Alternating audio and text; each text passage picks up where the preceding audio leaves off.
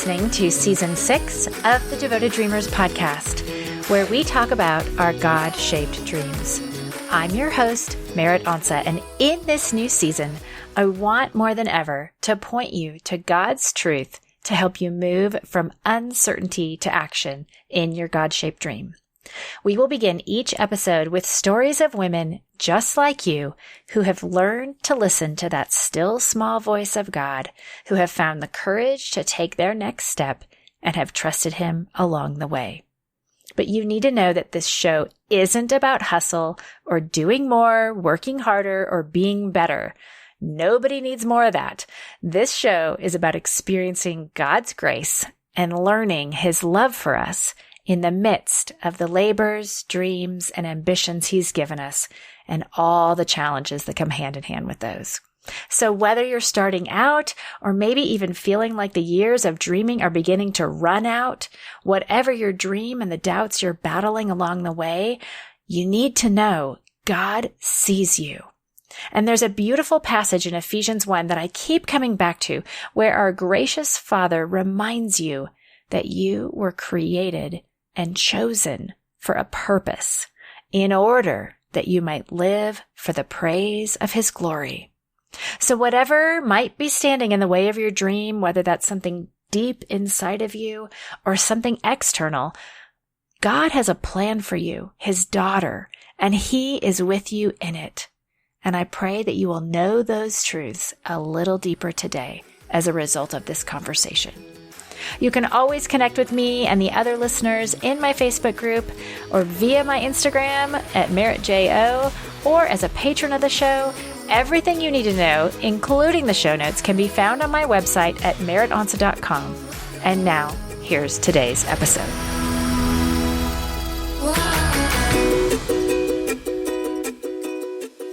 Devoted Dreamers, welcome back to the podcast. I'm so thrilled today to have an opportunity to share what I think is going to be a really fun episode with you. And this is one literally, I think it's been a couple years in the making. So I want to quickly introduce you to Charlena Ortiz.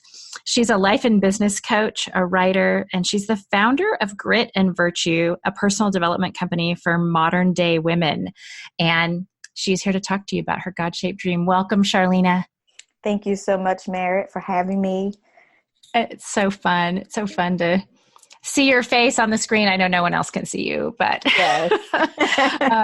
We really have, I've really wanted to talk with you and have you share your story for a long, long time. Yes. So, will you start us off just by describing your God-shaped dream as it exists today? Yes, absolutely. Thank you. So let's see, how do I describe this? Basically, the core of my heart is for women to fight for their relationship with God while also pursuing their mission here on earth.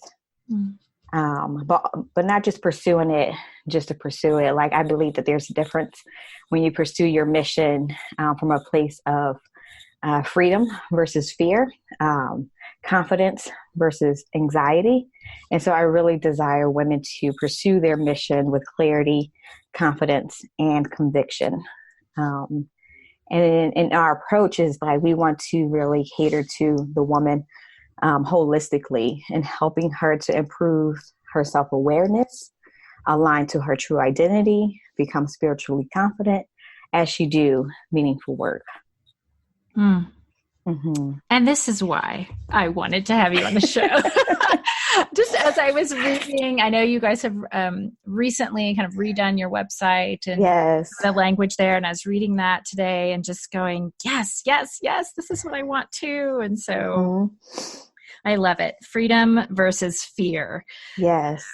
We talk about that a lot here too on the podcast, just how fear really can begin to take over. And we totally miss, I think, what God has for us because we're so overwhelmed. Mm-hmm. You know, the enemy and his threats and the things of the world. So thank you for pursuing this dream. Amen. Yeah. Amen. So talk about, what Griten Virtue is, what it's all about, how you guys go about coming alongside women in this mission that they have. Yeah, so we really find ourselves in like a ministry and business, I would call it, because I see my work as worship. And so it's really hard for me to distinguish of like, okay, we're just ministry or we're just a business. We are a business for profit, and we are working on a nonprofit arm. But I approach my work as worship. And so therefore it's a ministry, right? But one thing that has been very unique to us is that we've been able to connect with those women in the marketplace that are at different stages, that are in different stages of their journey with God and spiritually. And you have women that are on different spectrums of their relationship with God, and some that are not even, I would say, believers that have really resonated with our mission. And our mission statement is that we equip women to build unstoppable momentum, become spiritually confident, and to never feel alone on the journey. And so that's a huge mission. And God has definitely been walking with me and what that looks like. And so the vision is very big. I would say like it's going to take 10 years for me to fully see, I believe, the fullness of it all. And so I understand the longevity of the call that God has called me to. And where we are today is that since we launched, we've been launching with an intention to learn as much as possible from our community. We've surveyed over 3,000 women over the last couple of years to really take that to God and say, okay, what is it that you have uniquely for us to build? What position are you calling us to in this marketplace, in this world? And we've been very obedient, which has been a struggle as well, to wait on God and what he's calling us to do. And I could talk more about that a little bit later, but our dream is to really walk alongside women in their calling. And so I personally, Charlena, can walk with every woman and know her by name, which is my desire, that every woman is known by her name, and which means like we know her story and we know the season that she's in and the struggles that she's facing. And so my desire is to create an army to help women support women. And what that is looking like and what we're working on is actually creating coaching, life coaching, spiritual direction, business coaching available, and making it mainstream so that every woman that God has called to do something, whether it's write a book, whether it's make impact in your community, whether it's start a nonprofit or start a business, that if you need clarity and you need support on the journey, we desire to be the go-to place for you to find a coach that's accessible, that's affordable, that's credible, to walk with you in the journey, to help you figure out where you are today, where you want to be, and like, how do you actually get there? That is so helpful and so needed. I mean, you've been hearing that. Otherwise, you wouldn't be pursuing this. But yeah, that is really encouraging, because I do think that it can be very lonely. Yes. And we need one another. We need our sisters for sure. Yeah. So you said, and this is kind of backtracking a little bit, but 10 years to see the fullness of your dream. And I do think like hearing that, it can feel a little bit like, oh, that feels like a really long time to wait. Right? So how do you deal with that? And you talked about obedience, like, what is it like? Yes. So like, I feel like God has really been working with me in that. So prior to Griten Virtue, I started my private coaching practice. And that was when I learned all of the ins and outs of what it takes to start something new, right? To start a new venture. My husband and I, we've done other like entrepreneurial ventures where we've launch like a mini clothing line way back when, to my husband doing a startup, building fantasy sports apps, to us launching a ministry focused entrepreneurial leadership conference in the Bay Area of Silicon Valley. And so we've like tried different things. And so when God was calling me into Griten Virtue, I had this perspective of a longer term mission to accomplish.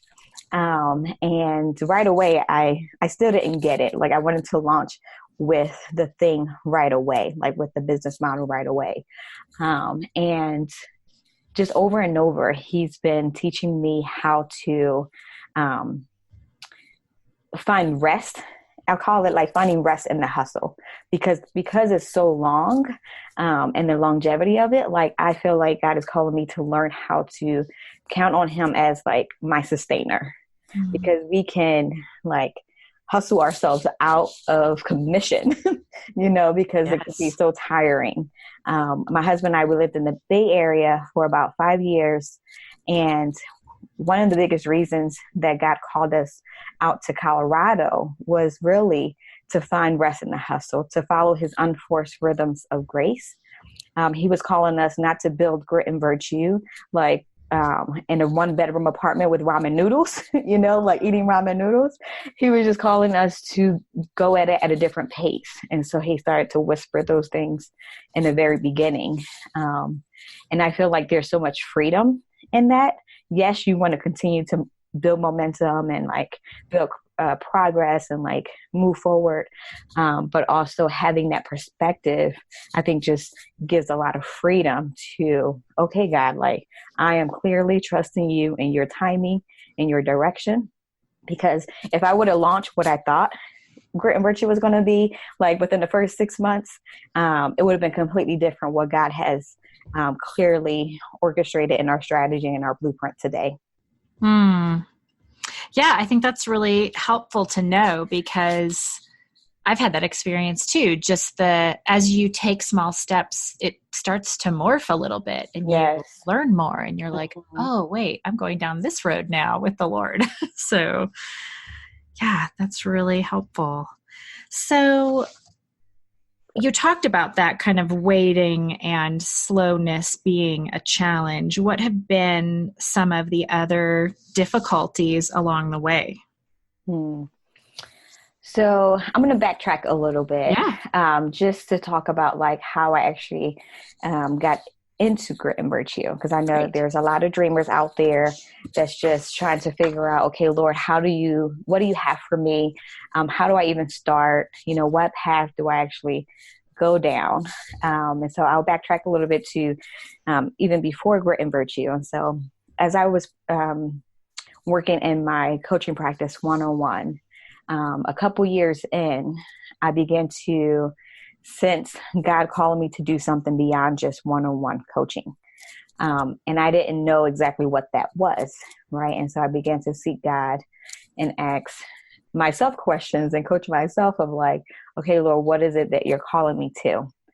And it wasn't until I went to the mountains in Santa Cruz area, which I call my prayer mountain, that God gave me just a glimpse of what is now Griten Virtue. And this was in March of 2014. And so I came off of that mountaintop with like a clear sense of change or transition that he was calling me into. I did not have the full picture. I did not have like all the steps. I just knew that there was change that he was calling me to. And so for a few months, I didn't share with anyone, not even my husband. And I just continued to pray about it and to like wait on God and hear what it was that he had for me. Several months later, I really felt like a stirring in my spirit of like, okay, this is something that I now need to like share with Roberto, my husband. But also I needed to have confirmation for myself that God was calling me to do something else. And there was a question that I asked myself that really got me to saying, okay, like I need to move forward in this. And that question was, if I only was given 6 months to a year to live, what type of work would I love to do in the time that I have? Of course, like if you're giving that as a diagnosis, you want to spend time with family as much as possible. But the key there is work. What type of work would you do if you had to choose a work you would do if you only had a short period of time to live left? And for me, that just gave me so much clarity on like, I need to share the love of God and like my relationship with God and like how he's worked in me and my identity with women all around the world. That was just like an automatic response that I had. And so that propelled me forward to like diving into this vision. How that was going to pan out, I had no idea. But that was like what began to break my heart, was like seeing women dealing with the struggles of identity, the struggles of not feeling fulfilled in the work that they're doing, and the challenges of doing what God has called them to do, whether it be in the marketplace or in ministry, feeling alone on the journey. And so that's all that I knew, that, and that was all that I needed to know to move forward in what God was calling me to do. And still then it wasn't crystal clear of like, this is the roadmap, ahead. And so I just took the very next step and I share that with my husband. And he's the type of guy that like is very supportive. He's my number one like cheerleader, my number one champion. And he caught the vision with me. And right away we started to formalize our mission statement. And then even after that, I needed more confirmation because I'm like a confirmation type of girl. And so I'm like, Lord, I know, okay, this is what it is. This is what it has evolved to be. What do you have? Like, what are you saying clearly? Like, okay, I'm ready. We have enough to like get started. What's the final confirmation that you have? And actually, I felt God asking me to surrender it all. So almost a full year of formulating this new venture, this new mission. And then also my coaching practice, I felt God asking me to give it all back to him. Mm-hmm. And that was something I actually had to grieve for a couple of days, because I went through that process of surrendering it all back to him, that even if he tells me to let all of that go, like the question was, will I be willing to let that go? And I let it go. And then it was a weekend where we went to church, and I was like so desperate to hear a word from God. And so when we went to church, my husband pulled up in the back. I slid into the back because I didn't want to talk to nobody because I was focused and I needed to hear a word from God. And there was music playing, the worship was happening. And like, I went in like with a heart of like, Lord, I need you to speak to me. And there was a song playing that we all know now, by 2014. That was the first time I heard it. And it was You Make Me Brave. Mm-hmm. And during the chorus of like, you called me out into the waters, I felt like God was commissioning me to step into this new venture, that he was giving it back to me to work with him for his beloved daughters. And so that was all that I needed to know, that like, no matter what challenges that's going to come up, no matter what fears, that's going to rise up, that he has commissioned me. And so I must go. And so that was the beginning of like discovering, what my mission is for this season of life. I think that's really helpful too, just to kind of know like, oh, you didn't just wake up one morning and it was all, all the ducks were in a row. Mm-hmm. Because I think, once something is established and you have this beautiful website, it's like, oh, well, of course that just, came out of nowhere. But there is like a process and a journey of getting to a place where like you are really willing to share the vision with others. Mm-hmm. So anyway, I love it. Thank you for going through that and normalizing that process for us. What about, was there ever a time when you felt like, oh, why me? Or I can't do this, or, kind of struggled with fear of your own?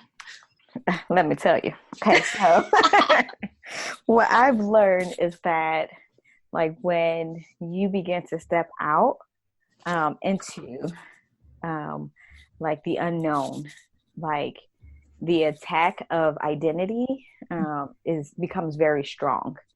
And so like for however long I can remember, like I always believe that like if God calls you, he qualifies you. Like, these sayings and these scriptures, and you learn them, as a child or whatever your journey has been. And for me, I felt like the testing of my faith really became tangible as I stepped out to do what God has called me to do. Mm-hmm. And I was a little bit taken back by that, and I was a little bit confused by it. Because as we stepped out, we began to experience a lot of opposition in what we were doing.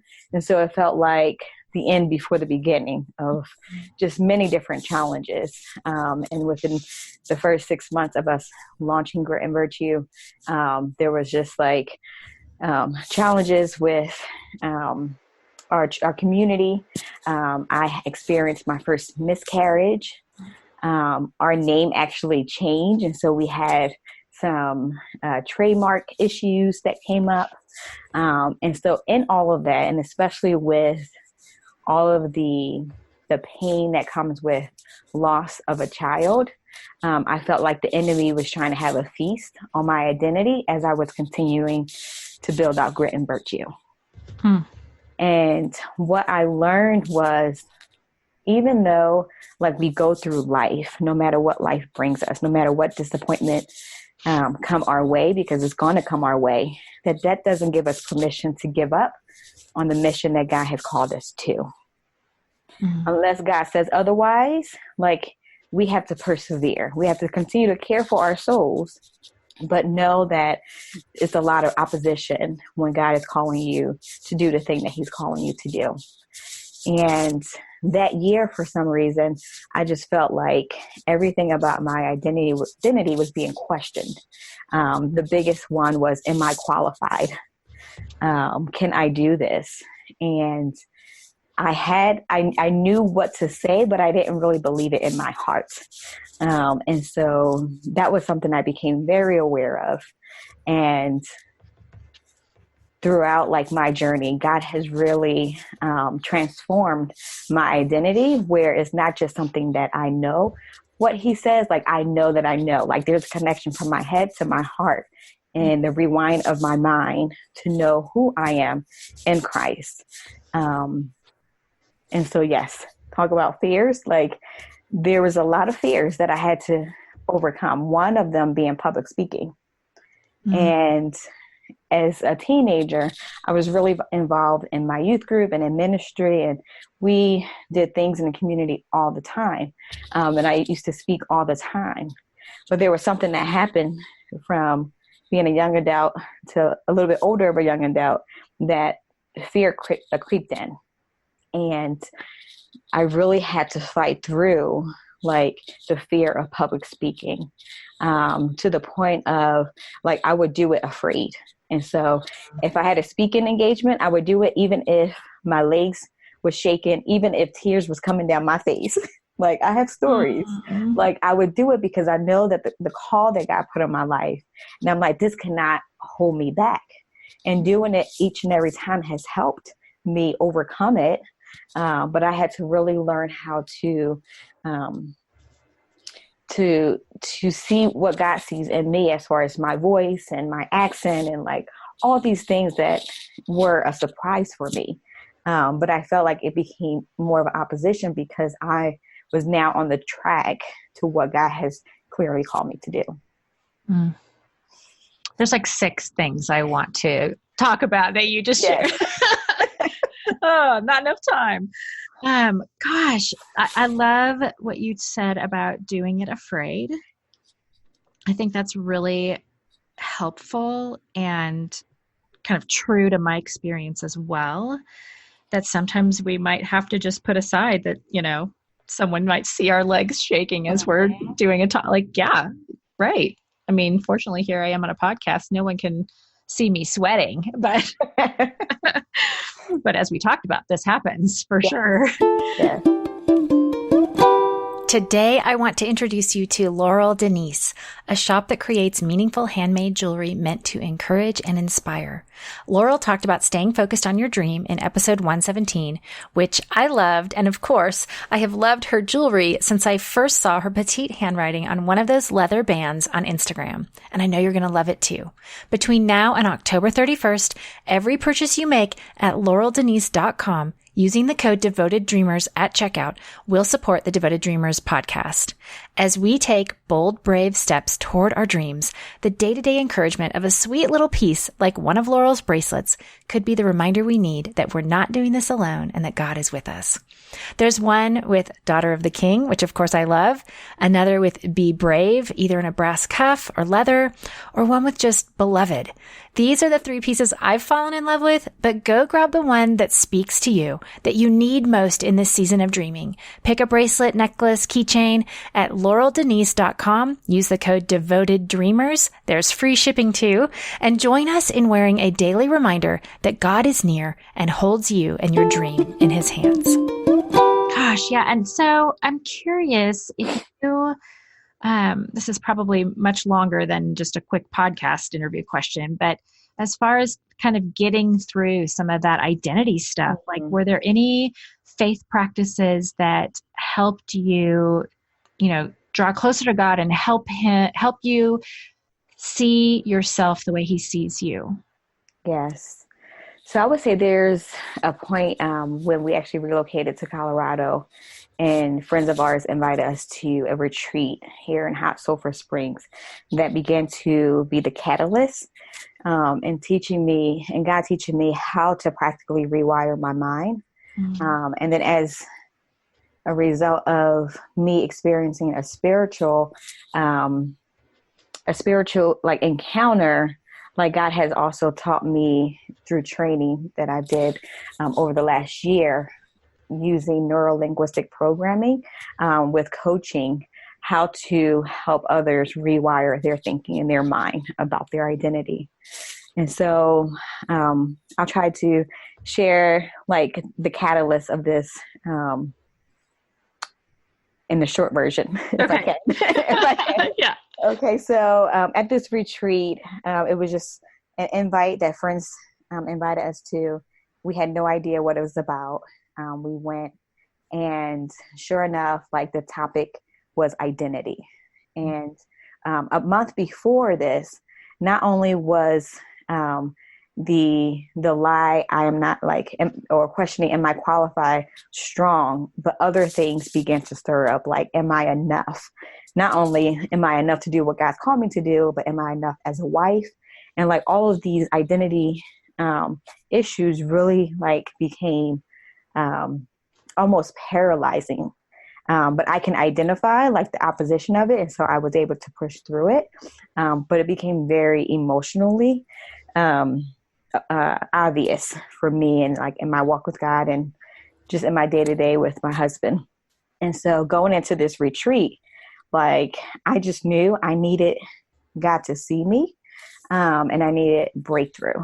And there's a lot that happened, but I can say within the first hour, like God really just spoke to me. And then later on, there was a talk about identity.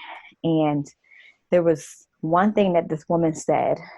She said that not only do like you need to just like write out who you are like in your journal or think about it, but you need to hear your own voice say who you are. And when she said that, like I was fine through the whole talk, but as soon as she said that, like it hit me and I started like getting emotional. So I'm like, okay, I'm taking note on this of like, this is making me emotional. Like the idea of what it would look like to hear my own voice, and declaring who I was. Then there was the next session, and God confirmed through another person of like, okay, you need to hear your own voice and turn up the volume of what is true. And so this was like the second time I heard it. And I was actually in a small group with two other men, which was like the first time I ever experienced a small group with just men. Wow. Yeah. When they were praying for me, I'm like, okay, Lord, do you want me to communicate right now, like, to declare right now who I am, like in front of these two guys. I'm not sure about that. Right. And it was like, nope, that wasn't it. Because it was very clear that I need to declare, not ever doing that before. And then we gathered together in a group, and it's like a living room setting, 60 people. And I'm in the back of the room. My husband is also there. Our friends are there. And all of a sudden, like, this is an opportunity where people get to share just what's happening, with them in their hearts, like as a result of them just, the different things that we just experienced. And I was fine. And all of a sudden, I just feel the nudge of the Holy Spirit. And he says, now is the time. Whoa. To declare. And I'm like, and I'm all the way in the back. I'm only 4'11", and so I can hardly see like what's going on in the front. And I just go to the front. I don't even tell my husband what I'm doing because I don't even know what I'm doing. And I march my little stuff up to the front. I look at the leader, and as I'm walking, he's like, come on, folks, like, we have time. I'm looking at him like, okay, I need the time that you're talking about. And they had this like rectangle coffee table, and something compelled me to stand on top of their coffee table. I love it. And from my just hearing like my husband experience, a friend of ours elbows my husband, and he tells him, your wife is on a coffee table, because my husband didn't even see me march up there. And I stand on this coffee table in front of 60 people. And I began to declare who I was. I began to say, for years, like, I felt opposition when it comes to fear and not feeling qualified and not feeling enough. And so this isn't for anyone else in the room. This is for me and for the enemy, and for me to let the enemy know who I am. And so I stood up there, probably was a good 3 minutes of saying, I am qualified. I said, I am qualified. I am enough. I am more than enough. I am who God created me to be. I would do what he tells me to do, and I would say what he tells me to say, and I would go where he tells me to go, because I am qualified, and I am called to be the businesswoman that he's called me to be. I am qualified. I am qualified. I am qualified. I am qualified. I am qualified. I am qualified. And I went on and on and on, and God just like flowed through me. And I can say that when I stepped down off of that coffee table, the chains broke off of me. Like, the struggles of believing who God created me to be broke off of me. And the connection from head to heart connected. And so not only like did I know, but I knew in my heart who he says that I was. So when the enemy like tried to follow up and like attack me of like in my identity in those areas, it was not even a question, because the volume of my voice turned up so loud that I could no longer hear the attacks of the enemy on my identity. Wow. And I really appreciate what you said about like God calling you to do this for you, not for everyone else in the room. Like, this was what Charlena needed from the Lord to kind of, like you said, make that connection from head to heart. That's awesome. That's so cool. And like, so I guess like my interpretation of that is like, it's not a formula. It's like, nobody needs to go stand on a coffee table and do what Charlena did to get what she got. Like, but listen to the Lord and what he's calling you to begin to see your identity in him. And So I would say like, that was the catalyst. And then I would say from there, God has really used other practices and ways to help me transform my mind. And so today, if I know that there's an agreement that I've made in the past, like, I know how to go through a process to be able to rewire that. And a part of that is just being aware of what the lie is, right? Just gaining clarity on what that lie is. Yeah. Asking God, okay, what is true? Like, what is true about me as it relates to this topic? And so recently I did this process just in my own journaling. And it was based around my body image. And so I'm 8 months pregnant in all of my glory and my body is changing. And so for me, I'm like, okay, well, what is true about the changes in my body and my body image? And sit there and allow God to speak truth. And then from there are different things that you can do to constantly remember what he says about you. And so one thing that you can do is just clearly read it out loud to yourself, whether that be in the mirror, whether it's just be reading it out loud. Another thing you can do is record yourself saying it and listen to it over and over again. And the third thing that you can do is actually record yourself saying it and see it and hear it over. And then in some cases, depending on like the community that you have, if you have even just a small group of friends, or even if it's your spouse or a close friend, sometimes you just need to say it out loud in the presence of others for it to solidify and for it to settle in your heart. And so those are some other practices that you can experiment with as a way to help with making your new truth and your new identity real for you. Thank you. That's really helpful and worth trying, because some of those things, like I could say, yes, I can see moments in my life where I've had to do things like that. And it does solidify what's true in your mind. Just like if you repeat what's untrue, that's right, things begin to solidify in your mind. So yes. That's awesome. So, trying to think, where do we go now? Because that was awesome. And I'm going to have to skip some other questions. So let's talk about, where in scripture you feel like God has just kind of given you some verses that have helped you along the journey. Yeah. So definitely there are two. One, Isaiah 26:3, that says, you will keep me in perfect peace, like those whose minds are steadfast on you because they trust in you. But just this scripture alone says, like, I will give you the peace, right? Like peace that surpasses all understanding. And so my only job is to keep my mind steadfast, is to keep my mind on him. And so when I was going through my journey of infertility, and it was about 5 years of that, and we lost 2 babies, Genesis and Hope. And in the midst of that, God was still calling me to work on the work that he's called me to do. Like that scripture was definitely an anchor for my soul, because he promised that he would keep me in peace, because through loss, through pain, through disappointment, anxiety is knocking at our door to like grip us. And so my only job was like, if I don't know what else to do, I'm going to keep my mind on him. Even if it's just listening to a worship song or, reading scripture. And even if things feel like it's not resonating, or, it's just like whatever I need to do to keep my mind on him, I can trust that he's going to carry me through whatever the valley is and whatever the storm is. So that has been definitely an anchor for my soul for years.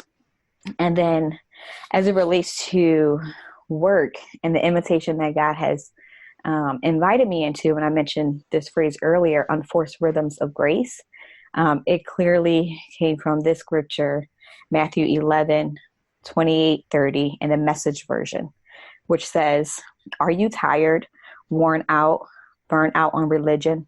Come to me, get away with me, and you'll recover your life. I'll show you how to take real rest, walk with me, and work with me.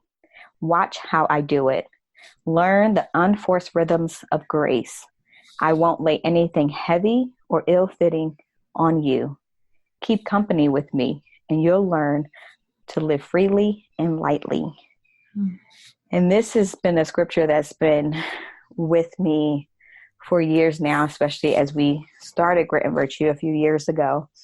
And God has really been highlighting what real rest look like. because for years, my husband and I have been very involved in like volunteering at church and doing all kinds of things and working really hard in our careers and in our business.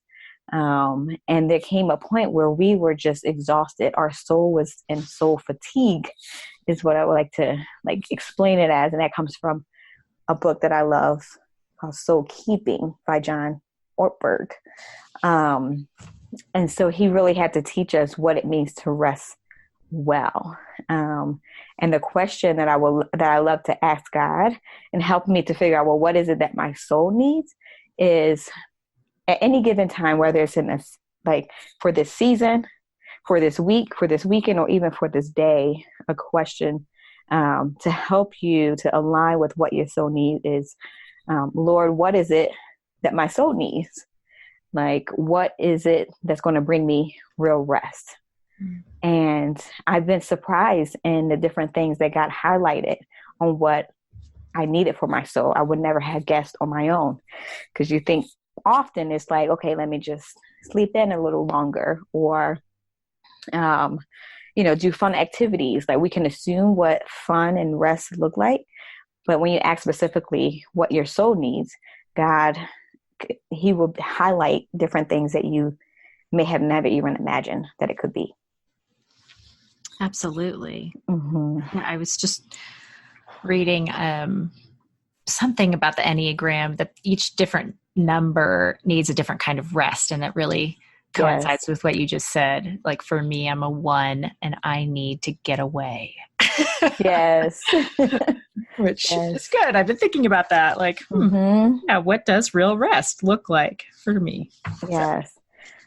And I'll share one thing for my husband. He's a number 7. And so one of the things that speaks to him and what he says is, I rest with my hands. And so if he can ever like he has like a wood shop, if he can create things with his hands and build things, like that's him working with the Father. It's not for like, not working in a sense of not for work, like to make profit, or to like serve others in that way of like ministry. But it's just like when I can just create and rest with my hands, that brings my soul rest. That's neat. Yeah. So it can be different things. What about you? I mean, you're what number are you? A 9? I'm a number 9. Okay. So do you know what it is for you? So it's different for different seasons. And so a couple of times I asked that question. So my go-to is journaling. And I don't journal to record my day. I journal to connect with God. And so I use it as a prayer practice, like a spiritual practice of journaling and sitting there and listening to God of like, okay, what do you want me to know about you? What do you want me to know about me? Like at this time, and sit and listen and record what I hear. And so that brings me rest all the time. But other things that bring me rest, and sometimes is more prominent in some seasons, is worship. And so if I can just worship, and a part of my worship is movement and dance. And so like dancing, with the Father, that gets me like so much soul rest. And in the season when I was grieving, and this was months after my loss, I asked that question. And I needed to grieve. And I learned that grief is definitely a process that is not just for a set period of time. And so months later, I asked that question. I needed to, and what came up was like, I needed to grieve. And so I needed to sit down and talk to my husband about the emotions and the feelings that I was having, about the child that we lost, the baby that we lost. And so those are just some examples of like, what rest can look like. Yeah.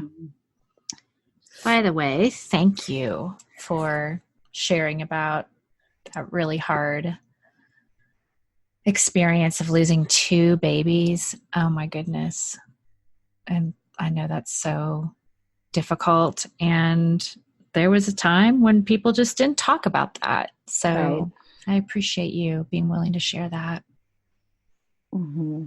It's something how like 1 in 4 women experience loss in Mm-hmm. that way. And just in my journey, like God has really walked with me through the healing process.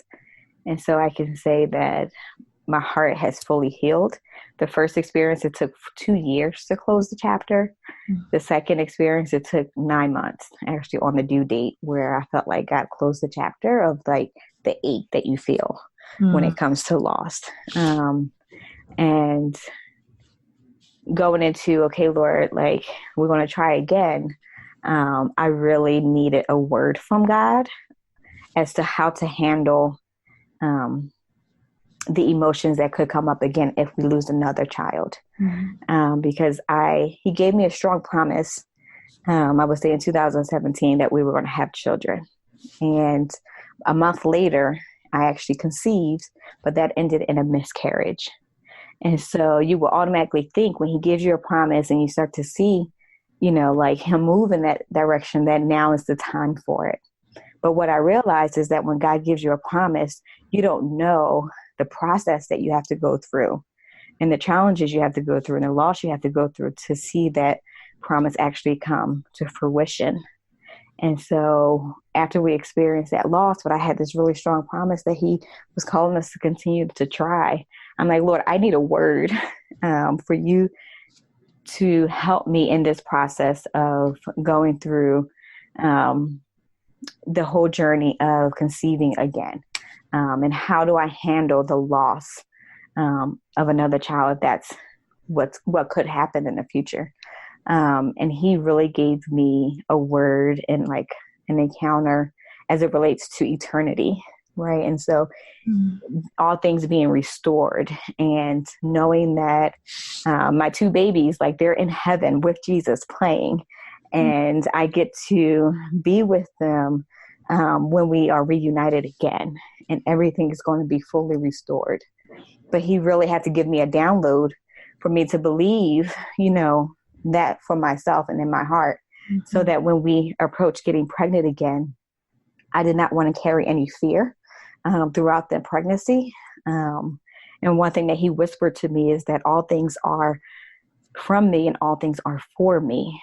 And so when I got pregnant this time in February, I had the posture of like, I'm carrying peace, because no matter if I get to carry this child for 2 weeks, 2 months, or full term, that this child is from him and this child is for him. And so I was able to carry joy in the process. And that was just been like all, glory to God, because the pain and the fear and all of that is real, and it's only God that can carry you through that and keep your mind in perfect peace. Yeah. That's really sweet. Thank you for sharing that. And I think your 2 babies are up there playing with my 1. So Yes. I like to imagine that for sure. And I feel like that is it's a reminder of something that got me through as well. It's like knowing that they're his babies first. Yes. So, well, sweet friend, we better wrap this up. Is that it? Is that our time? Well, I have a couple more things that I would love for us to be able to cover. And that, first of all, is share some of what you'd like to offer to the listeners via Griten Virtue and your website. Like, how can people connect with you guys, and what resources do you have to share there? Sure. So to learn more about us, you can visit our website at gritenvirtue.com. And you can find all the different personal development tools that we have available for you there.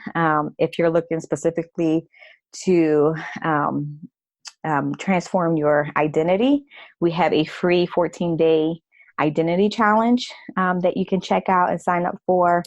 And then if you're also looking to have a conversation around identity with women in your community, whether it be in your workplace, in your home, or a coffee shop, we have a facilitator guide that's called No Empty Words, a conversation based on identity. And you can download that guide, and it'll walk you through how to set up a group.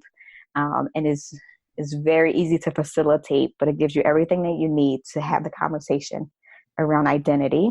And then if you're interested in writing in a beautiful journal to capture your prayers, your dreams, we do have our first physical product, which is the journal collection. It comes in 3 different colors, and we also created a 10% discount code for everyone. You just type in the code Devoted Dreamers, and you'll get 10% off your entire order.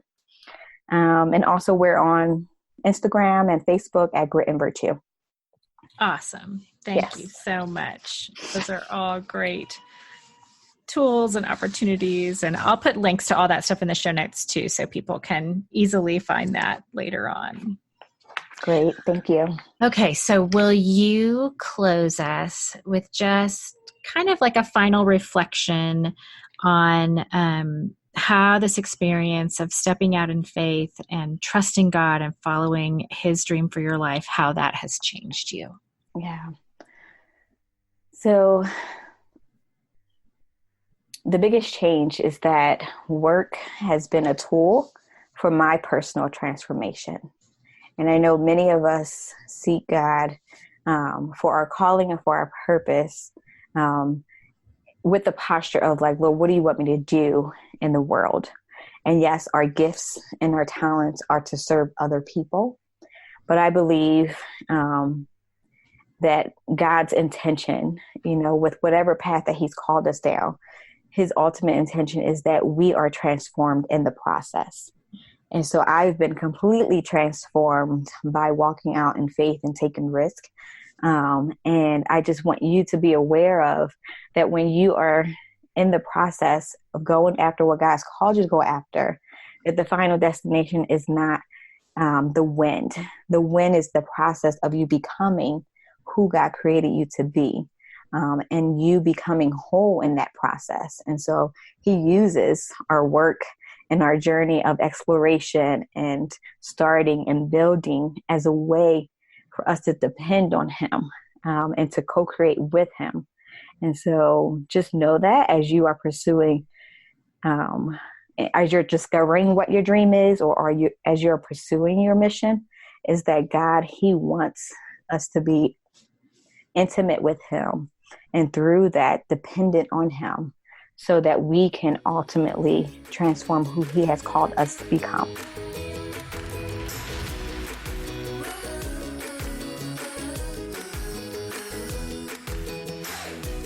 If you have ever wondered how to find clarity for your dream, this was the episode for you. Charlena had so much to share about what it has taken to discern her dream, to find clarity on it, and to sit with God and wait for Him to reveal it, trusting Him even when she couldn't see the end of the journey. And that whole 10-year thing about waiting to see the fullness of her dream, wow, waiting for a season like that has got to be so hard. And yet, we have a God who is trustworthy, who loves us, who isn't setting us up for failure. And whether it's waiting 10 years or more or less, we can be assured that He cares deeply about the outcome and who we are today and who we will become in the process. I love it. And I think I say that all the time, but I do feel so much like this process of dreaming our God-shaped dreams has so much to do with who God is making us into, the work that He is continuing within us. So anyway, I always like to share some takeaways from the interview, things that I want to remember, things that stood out to me. And so here are just a few from this one. Number 1, learning how to count on Him as sustainer, and figuring out how to rest in the midst of the hustle. So we can get so busy pursuing our dream that we never rest our minds or our bodies. I loved that term she used, unforced rhythms of grace. And it's so important that we take those moments of resting on Him to sustain us, that we don't always have to have all the plates spinning all the time, because if we do, we easily could burn out and wear out before we've even really begun. It takes patience with ourselves and with Him and His timing, but I do agree with her that it is so worth it. Okay, takeaway number 2. The question she asked herself. You remember, she said, if I were given 6 to 12 months to live, what would I want my work to look like? You know, God put a similar question before me a handful of years ago, and I think it was a helpful tool in narrowing down in my own mind what my dream might become. So I urge you just to sit with that today. What would it look like if you really only had 6 to 12 months left? Okay, and finally, takeaway number 3, rewiring the agreements you've made, gaining clarity on the lies you believe, and then turning up the volume on what is true.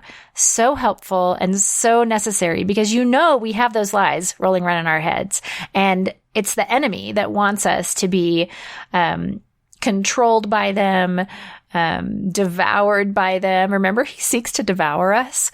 But if we could turn up the volume on what is true, on what is biblical, on what is scriptural, what is from God's word, it would change us entirely. Okay, and I'm going to be sneaky. I need one more takeaway for this one. That pursuing her dream was a tool for her personal transformation. Charlena talked about this at the very end, and it is the reason that I asked that question in the first place. Because I like to say that it's not so much about what the dream is, but about what God's going to do with you in the process. And that's my why. That's why I'm doing this. And I think it's so valuable to really just lean into that and know that at the beginning, at the middle, at the end, that we are going to be different than we were when we started. Okay, and I have another sweet review. Believe this is from a recent guest, Leslie Pyle. Her username is lpyle12345. Okay, she says, so uplifting. This is such a great podcast of encouragement and pointing us back to Jesus in all we are and all we do. Love hearing others' journeys and the way God works so beautifully through it all. Leslie, thanks so much for your sweet encouragement. I loved having you on the show. It was super fun, and I think the listeners really loved it as well. Okay. You heard earlier about Laurel, Denise, and the products that she wants to encourage us with. And if you would like to join us in purchasing either Daughter of the King, Be Brave, Beloved, or some other sweet little necklace or bracelet before the end of October, I encourage you to share it on social media and invite your friends to join in and support the podcast through their purchase. Again, you can make that purchase at laureldenise.com using the code DevotedDreamers. Share a picture of it, share your unboxing, share your sweet reminder of what God is encouraging you through on Instagram with the hashtag DevotedDreamers. And if you'd like to connect with other dreamers, we would love to meet you over in the Facebook group. It's a great place to find community with other like-minded women who love Jesus and believe he's given them a dream to pursue, even if they don't know exactly what that's going to look like. We share our challenges and successes over in the Devoted Dreamers Insiders group on Facebook. You will find the show notes for this episode at meritonsa.com/podcast/130. And there you can connect with Charlena, Griten Virtue, and get all the info about the discount she's offering on their journal collection, as well as the free resources she mentioned. Okay, that's all I have for today. I do hope that you'll come back next week when I'll be talking to Anna Sackett, a recent homeschool graduate who has just left for the Philippines to study midwifery and to get hands-on training while she's on the mission field there. I loved my conversation with her, and I really think you're going to love it too. Thank you so much for joining me today. And wherever you are with your God-shaped dreams, may you have the courage to take one step toward their realization today.